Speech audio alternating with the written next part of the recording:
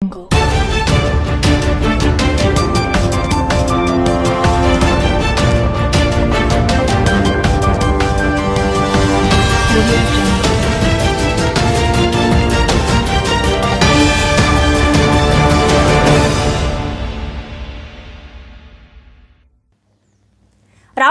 నియోజకవర్గం తెలుగుదేశం జనసేన బీజేపీ ఉమ్మడి అభ్యర్థి వాసంశెట్టి సుభాష్ నామినేషన్ సోమవారం 22వ తారీఖు ఉదయం 7 గంటలకు ద్రాక్షారామం శ్రీ మాణిక్యాంబ సమేత భీమేశ్వర స్వామి వారి సన్నిధిలో ప్రత్యేక పూజలు ఆశీర్వాదాలు తీసుకొని ఉదయం 8 గంటల నుంచి ర్యాలీగా బయలుదేరి మధ్యాహ్నం 2 గంటల వరకు రామచంద్రపురం ఆర్డీఓ ఆఫీసు అతి భారీ ర్యాలీతో చేరుకోవడం జరిగింది.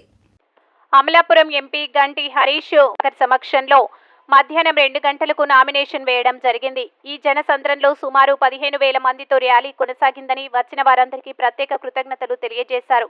రాక్షస పాలన పోవాలి, రామరాజ్యం రావాలని ఆయన కోరారు. ఈ కార్యక్రమంలో వాసంశెట్టి సత్యం, పొలిశెట్టి చంద్రశేఖర్, చిక్కాల దొరబాబు, పప్పుల మాసేను, రాయపురెడ్డి రాజా, గంధం పల్లంరాజు, రామచంద్రపురం నియోజకవర్గం టీడీపీ, జనసేన, బీజేపీ ముఖ్య నాయకులు, పెద్దలు, కార్యకర్తలు, అభిమానులు, వీర మహిళలు అధిక సంఖ్యలో పాల్గొన్నారు.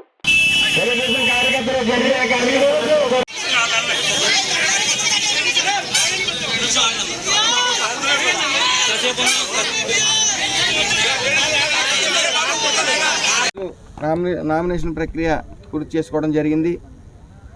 ఈ నామినేషన్ ప్రక్రియలో సుమారు 25,000 మంది హాజరవటం జరిగింది.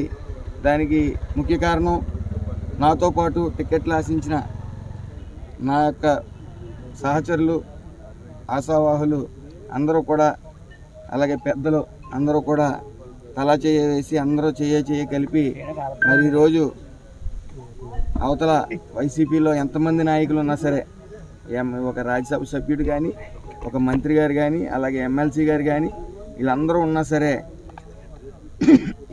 మా యొక్క సహచరులు అందరూ కూడా, మా బీజేపీ, టీడీపీ, జనసేన కార్యకర్తలు అందరూ కూడా చేయ కలిపి ఈరోజు ఈ నామినేషన్ ప్రక్రియని అఖండ విజయం దిశగా తీసుకెళ్లారు. ఎందుకంటే ఈ నామినేషన్ ప్రక్రియలో 20,000 మంది పైబడి బైక్ ర్యాలీలో జరిగినప్పుడు అపశృతులు జరుగుతాయి. ఏమీ జరగకుండా ఆ భీమేశ్వర స్వామి దయవల్ల మరంతా ప్రశాంతమైన వాతావరణంలో అందరిది ఒకే నినాదం, ఈ రాక్షస రాజ్యం పోవాలి, రామరాజ్యం రావాలనే నెపంతోనే అందరూ కూడా, మహిళలతో సైతం అందరూ కూడా రోడ్ల మీదకి వచ్చి నా నామినేషన్ ప్రక్రియకి ఒక జాతరలా జరిగింది. మరి ఈ యొక్క స్ఫూర్తి, ఈ యొక్క ఉత్సాహంతో, రెట్టింపు ఉత్సాహంతో మీ అందరం కూడా ఇక్కడతో అలసత్వం అనేది ఉండదు, మాకు ఇంకా రెట్టింపు ఉత్సాహాన్ని ఇచ్చింది.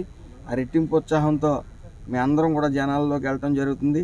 దానికి ప్రధాన కారణమైన పార్టీ పెద్దలు కానీ, టికెట్ ఆశించిన నా సహచరులు, ఆశావాహులు అందరూ కూడా మరి ఈ యొక్క కార్యక్రమాన్ని భారీ విజయం దిశగా తీసుకెళ్లారు. కాబట్టి వాళ్ళందరికీ కూడా పేరు పేరున నా నమస్కారాలు. అలాగే త్వరలో వచ్చేది 140 సీట్లు పైబడి అటు ఎన్డీఏ కూటమి వస్తుంది. ఇక్కడ రామచంద్రపురంలో కూడా ఎన్డీఏ అభ్యర్థిగా నేను గెలుస్తాను ఖచ్చితంగా అనే విశ్వాసం బలంగా ఉంది.